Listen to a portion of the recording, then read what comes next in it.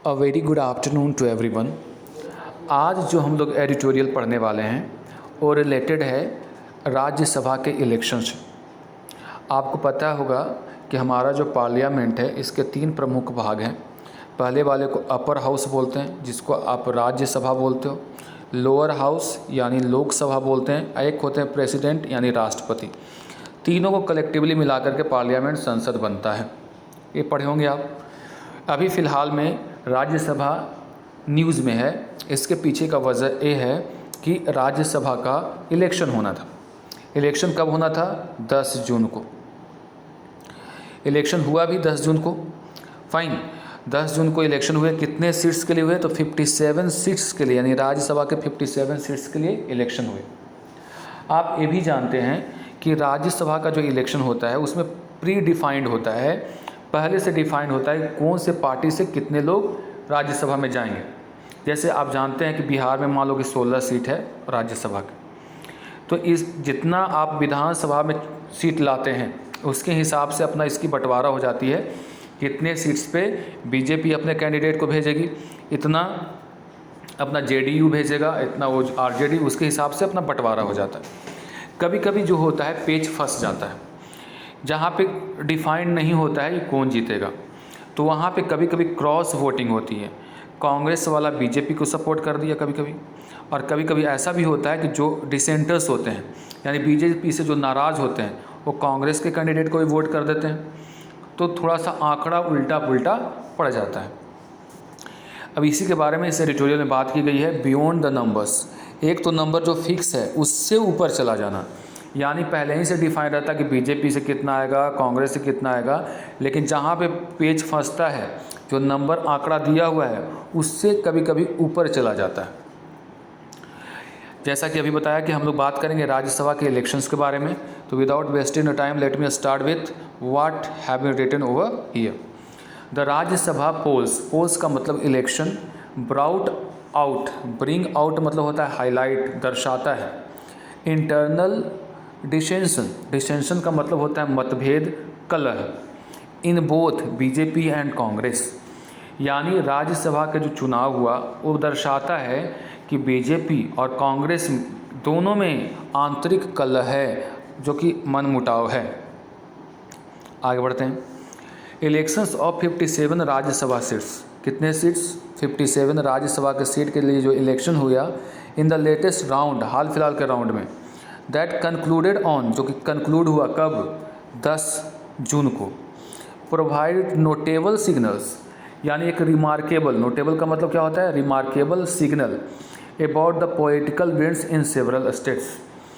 जो हाल फिलहाल में 57 राज्यसभा चुनाव, 57 सीट्स पे जो राज्यसभा के चुनाव हुए वो दर्शा रहे हैं कि क्या सिग्नल है, पॉलिटिकल सिग्नल है, राजनीतिक सिग्नल है, किस ओर हवा बह रही है अलग अलग राज्यों में।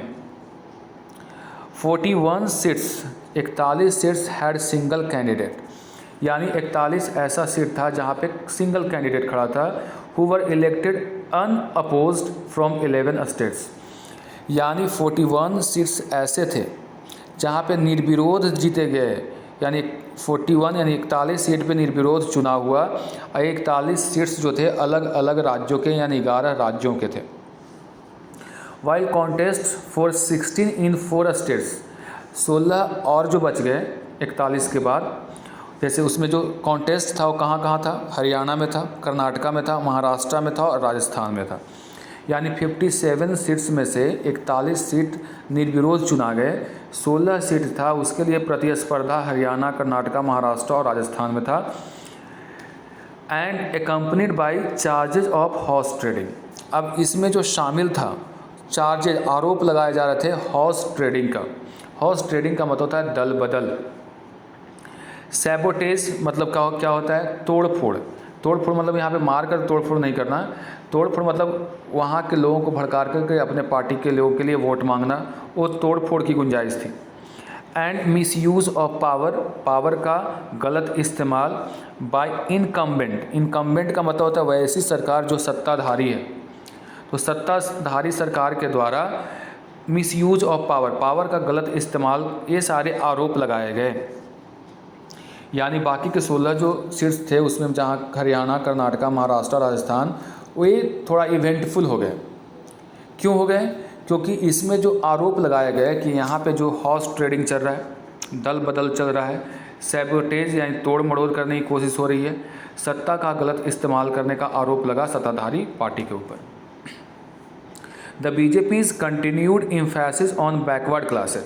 बीजेपी का जो लगातार इम्फेसिस जोर रहा किसके ऊपर? बैकवर्ड क्लासेस के ऊपर, एंड वीकर सेक्शंस, जो वीकर सेक्शंस हैं, EWS हैं, उसके ऊपर वॉज एविडेंट, जो कि स्पष्ट नज़र आ रहा था in its selection of candidate, इसके कैंडिडेट के चुनाव में। यानी बीजेपी जो कैंडिडेट का चुनाव कर रहे थे उसमें ज़्यादा फोकस था इसका बैकवर्ड क्लासेस पे और वीकर सेक्शंस पे। Reflected in at least half of 22 new members the party brings into the Rajya Sabha, जो कि देखने को मिला, रिफ्लेक्टेड मतलब नज़र आया, half of the 22 new members, जो 22 मेंबर्स आए हैं राज्यसभा में बीजेपी के द्वारा, उसमें हाफ जो हैं वो बैकवर्ड और वीकर सेक्शन से आए हैं। 3 Muslim BJP MPs who have their terms ending in July were not renominated, और जो 3 मुस्लिम MPs थे बीजेपी के जिनका टर्म जुलाई में ख़त्म होने वाला था, उनको फिर से रीनोमिनेट नहीं किया गया। And the ruling party will not have a single parliament member from the community now. और अब जो है रूलिंग पार्टी के पास यहाँ तक एक सिंगल पार्लियामेंट मेंबर नहीं बचा जो कि इस कम्युनिटी का होगा, यानी मुस्लिम कम्युनिटी का होगा। यानी जो 3 था वो भी अब जुलाई में उनका टर्म ख़त्म हो रहा है। अब आते हैं बीजेपी के बाद कांग्रेस की बात करते हैं। The Congress on other hand, Congress दूसरी तरफ continue to tone deaf to the clamour for increased representation of weaker section. दूसरी तरफ कांग्रेस जो है वो टोन डीफ का मतलब ये होता है कि नज़रअंदाज करना, अनसुना कर देना। तो जो कोलाहल मचा हुआ था, क्लैमर था, कोलाहल था कि वीकर सेक्शन को ज़्यादा रिप्रेजेंटेशन मिले, उसको लेकर कांग्रेस जो है अनसुना कर दी। 8 of its 10 candidates were from dominant communities, 8 जो कैंडिडेट थे 10 में से वो डोमिनेंट कम्युनिटी से थे। The party pointedly lost the first opportunity to demonstrate that its Udaipur declaration that promised reforms in the party such as the one family one person principle in allotting tickets was indeed a serious effort। और कह रहा है कि जो party है यानी Congress party, जिसने जो मौका था इस बार दिखाने का, जो उदयपुर में जो चिंतन शिविर लगाई गई थी कांग्रेस की, वहाँ पे बैठ करके ब्रेन स्टॉर्मिंग हुआ था, मंथन हुआ था। उसमें कहा गया था, उदयपुर में जो मंथन चला था उसमें कहा गया था कि पार्टी में रिफॉर्म्स की ज़रूरत है और एक परिवार से एक ही व्यक्ति को टिकट मिलेगा। ये दिखाने का प्रयास करना चाहिए था कांग्रेस को इस समय, जो कि नहीं देखने को मिला। अब आइए फिर से,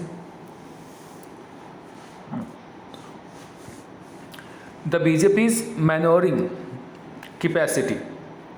मैनोरिंग का मतलब होता है निगोशिएट करना, बातचीत करके फुसलाना, मनाना। तो बीजेपी के जो एक निगोशिएशन की कैपेसिटी है, एल्डेड गुड रिजल्ट्स इन महाराष्ट्र, जिसका परिणाम अच्छा लगा कहाँ? महाराष्ट्र में, और कहाँ? हरियाणा में। बट इन राजस्थान, लेकिन राजस्थान में it had to eat humble pie, लेकिन राजस्थान में इसको हार देखनी पड़ गई। ईट हम्बल पाई का मतलब हार जाना, याद रखना।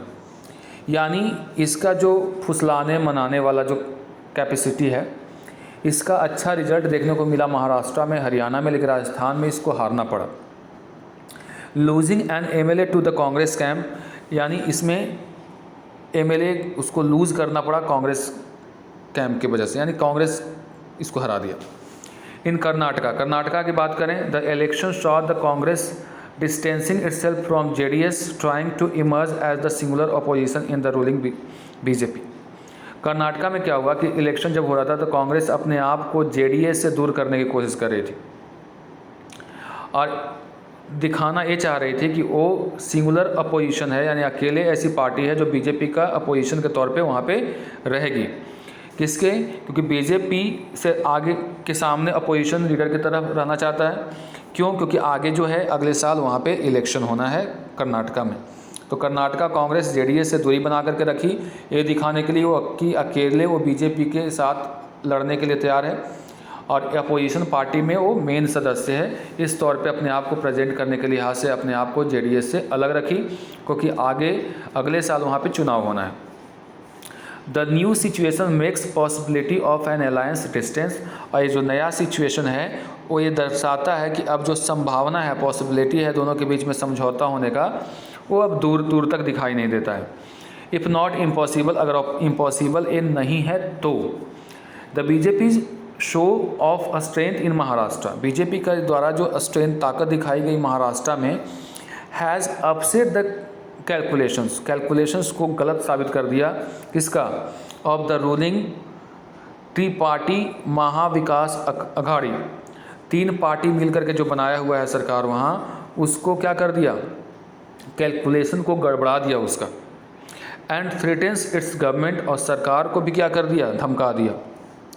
इन 2019 में द स्ट्रेंथ ऑफ MVA का मतलब क्या हुआ? महाविकास अखाड़े, जिसमें 3 पार्टी मिलकर के सरकार चला रहे हैं। आपको पता होगा महाराष्ट्र में एक कांग्रेस, दूसरा NCP और तीसरा जो पार्टी है शिवसेना, तीनों मिलकर के वहाँ पे सरकार चला रहे हैं। 2019 में चुनाव हुई थी वहाँ पे, और 2000 की बात करें तो इसमें शिवसेना है, नेशनलिस्ट कांग्रेस पार्टी है, NCP है और Congress along with few independents and smaller parties. करीब 169 सीट्स हैं comfortably above the halfway marks of 145। 2.5 years later the BJP secured 123 votes in the Rajya Sabha. ये आंकड़ा बताया जा रहा है कि राज्यसभा में उस समय कितना है, अभी कितना है, ठीक है। वाइल द MVA मतलब तीनों की जो पार्टीज की मिल करके बनी हुई है, टैली केम डाउन, अब उसका कम आ गया है, उसका आंकड़ा, टैली का मतलब क्या हुआ? संख्या कम हो गया है, 161 वोट्स हो गया है। टू NCP, अगर NCP की बात, 2 NCP जो MLAs हैं दोनों जेल में हैं एंड कुड नॉट वोट नहीं कर पाए। 1 सेना वोट वाज डिक्लेयर इनवैलिड, सेना की तरफ से एक वोट आया वो इनवैलिड हो गया। सेना के जो MLA है डाइड अ मंथ, एक शिवसेना का MLA है 1 महीने पहले उनकी मौत हो गई। तो इसकी वजह से थोड़ा सा महाराष्ट्र में बीजेपी को फ़ायदा हो गया। Though the MVA government faces no immediate danger, लेकिन वहाँ पे तीनों को मिलाकर के जो सरकार चल रही है महाराष्ट्र में उसको किसी प्रकार का कोई डेंजर नहीं है। The shift of at least 10 votes to the BJP has brought it closer to the majority mark. जो 10 वोट मिल गया है बीजेपी को, वो अब लड़ाई को थोड़ा सा क्लोजर ले आया है मेजोरिटी को। Amid murmurs of discontent with in the 3 parties, और इसके बीच में मरमर फुसफुसाहट है कि यहाँ पे असंतोष की भावना है पार्टी के अंदर, यानी जो ये 3 पार्टी है महाराष्ट्र में, तो ऐसा कहा जा रहा है कि इनके अंदर में थोड़ा सा मिसअंडरस्टैंडिंग है और ऐसी मरमर यानी जो फुसफुसाहट आ रही है कि कुछ लोग हैं जो सेटिस्फाइड नहीं हैं। Fresh talk of welcoming disgruntled and dissatisfied MLAs could well be possible in the coming days। Fresh talk, फिर से बात करके जो डिसग्रंटल्ड यानी नाराज़ एंड डिससेटिस्फाइड लोग हैं, असंतुष्ट MLAs हैं, उनको बात करके संभावना है कि मना करके आने वाले समय में साथ ले आया जाएगा। Rajasthan CM Ashok Gehlot and Chhattisgarh CM Bhupesh Baghel have reinforced their positions. Rajasthan के जो CM है अशोक गहलोत और छत्तीसगढ़ के जो CM है भूपेश बघेल, ये दोनों ने फिर से अपने आप को अपने पोजीशन पे रीइंफोर्स कर लिया है, पुनः स्थापित कर लिया है विद इन द कांग्रेस के अंदर, amid the demands for their exit. यानी उनकी बाहर जाने की मांग थी कि इसको बाहर निकाल दिया जाए इन लोगों को, लेकिन राज्यसभा के इलेक्शन को जिता करके इन्होंने फिर से अपना सीट वहाँ पे कांग्रेस के अंदर क्या कर लिया है? रीइंफोर्स कर लिया है, यानी फिर से अपने आप को वहाँ पे स्थापित कर दिया है। In Haryana the loss of 1 winnable seat due to internal feuding. Haryana में एक जो सीट था जो कि विनेबल था, जिसको जीता जा सकता था, लेकिन वो हार गया। क्यों? क्योंकि पार्टी के अंदर फ्यूडिंग चल रहा था, पार्टी के अंदर कलह चल रहा था, मतभेद चल रहा था। ये दिखाता है कि कांग्रेस जो है वो इनेबल है क्या करने में, high command to enforce discipline, यानी कांग्रेस के जो हाई कमांड हैं वो डिसिप्लिन इन्फोर्स करने में, लागू करने में इनेबल हैं, कैपेबल नहीं है। तो कुल मिलाकर के इस एडिटोरियल में जो समझने वाली चीज़ है, 57 सीट्स के लिए चुनाव हुए, जिसमें बीजेपी और कांग्रेस सारे पार्टियों ने भाग लिया, लेकिन बीजेपी के लिए अच्छा रहा तो, लेकिन वही हरियाणा में इसके लिए ख़राब रहा। महाराष्ट्र में बीजेपी को फ़ायदा मिला तो हरियाणा में भी फ़ायदा मिला। राजस्थान में खाली इनको दिक्कत आ गई, राजस्थान में गहलोत की सरकार को फिर से रीइंफोर्स करने का मौका मिल गया। और इस प्रकार से कहानी यहीं पे समाप्त होती है। मिलते हैं अगले एडिटोरियल में। Till then good bye and take care.